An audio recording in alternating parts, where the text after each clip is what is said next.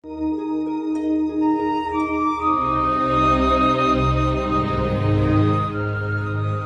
palabra de Dios es viva y eficaz. Escucha y medita el Evangelio de hoy con el Padre Ricardo López Díaz.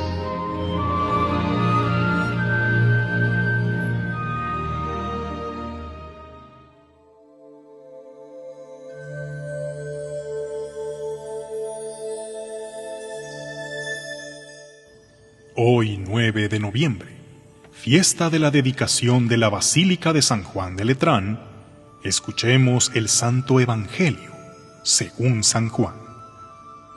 Cuando se acercaba la Pascua de los judíos, Jesús llegó a Jerusalén y encontró en el templo a los vendedores de bueyes, ovejas y palomas, a los cambistas con sus mesas. Entonces hizo un látigo de cordeles y los echó del templo, con todo y sus ovejas y bueyes. A los cambistas les volcó las mesas y les tiró al suelo las monedas.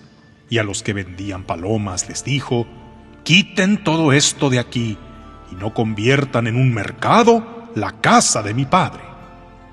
En ese momento, sus discípulos se acordaron de lo que estaba escrito: «El celo de tu casa me devora». Después intervinieron los judíos para preguntarle: «¿Qué señal nos das de que tienes autoridad para actuar así?». Jesús les respondió: «Destruyan este templo y en 3 días lo reconstruiré». Replicaron los judíos: «46 años se ha llevado la construcción del templo, ¿y tú lo vas a levantar en 3 días? Pero él hablaba del templo de su cuerpo.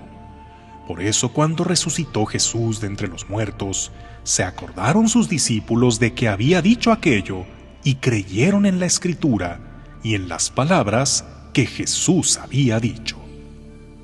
Palabra del Señor.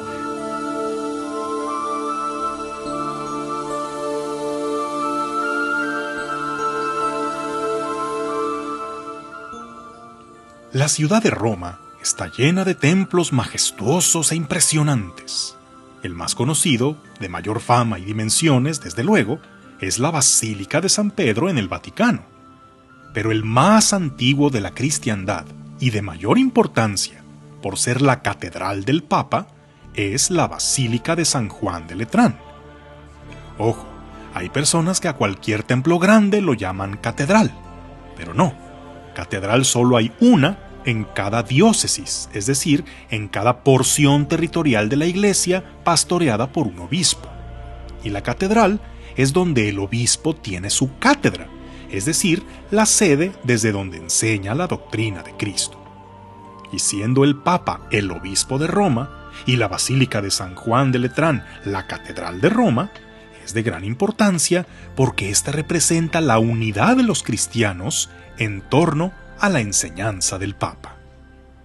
Pero además de ser catedral, tiene el título de basílica. Basílica es un título que se otorga a algunos templos por su importancia histórica y espiritual. En Roma hay 4 basílicas mayores: la de San Pedro, San Pablo Extramuros, Santa María la Mayor y San Juan de Letrán. Otros templos importantes en el mundo que reciben la categoría de basílica son la de Guadalupe en México, la de Nuestra Señora de Luján en Argentina, de Chiquinquirá en Colombia, etc. Así como hay catedrales, basílicas, hay parroquias, que son porciones de territorio dentro de una diócesis bajo la jurisdicción de un párroco o señor cura. A veces llamamos parroquia a las instalaciones del templo parroquial, pero en sí la parroquia se refiere a todo el territorio que corresponde al pastoreo de ese párroco. El templo y demás instalaciones son solo la sede parroquial. Hay templos más pequeños o que están en un territorio que no se ha erigido como parroquia, y a eso se les llaman capillas, que son atendidos por un capellán. Pero bueno, habiendo visto a grandes rasgos la clasificación de templos, ¿a cuál de ellos se le puede llamar iglesia? Porque la gente llama indistintamente iglesia a cualquier templo. Y no es, digamos, incorrecto, pero es impreciso. Distingamos entre las iglesias o templos y la iglesia, con mayúscula, que se refiere a las personas, a las piedras vivas que forman esta comunidad, que son el cuerpo de Cristo en la tierra. Los templos son los recintos sagrados donde esta comunidad se reúne a orar y celebrar su fe. Pero la iglesia está donde se encuentren los creyentes viviendo el Evangelio.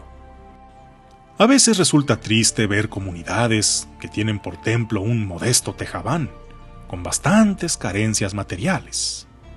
Pero ¿sabes qué es más triste? Ver hermosos templos, incluso imponentes basílicas, repletos, pero solo de turistas, porque ahí ya no hay una comunidad que le dé vida.